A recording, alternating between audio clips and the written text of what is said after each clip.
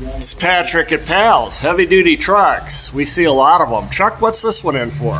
Well, the customer's complaint was that they had some noise coming from the rear end, and we discovered a couple of things. Number one, the bulk of the noise was actually due to wheel lugs needing to be tightened up properly, but it had other issues as far as pinion seal leaking, rear cover leaking, needs calipers, brake pads, and rotors in the back.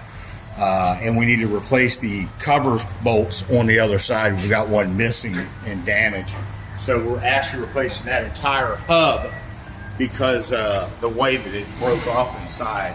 If you look right here, you can see this one's broke. Rather than try to drill that out, we're replacing the whole hub because there's no guarantee you'd be able to save it.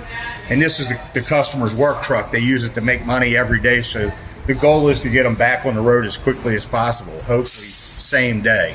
Now, what would cause that bolt to break?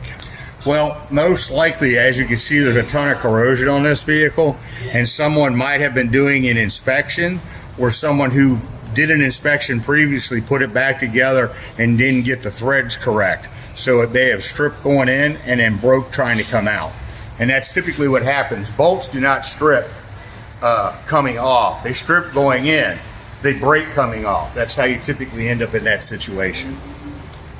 Wheel studs, bolts, whatever the case may be, in any situation, if you cross-thread it, you're going to end up stripped and possibly broke, as in this instance. We see it all the time with rotating tires where another shop may have not gotten lugs properly in place, and so we go to take it off, and of course it breaks a wheel stud.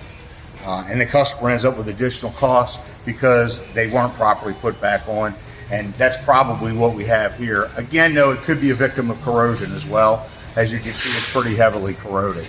That's one of the reasons it needs brakes, is the slides for the calipers were seized, not allowing them to release properly on those calipers. So we ended up with one side of the brakes worn completely out, where the other side actually had a little meat left, but because the slides were seized, it was unable to function properly.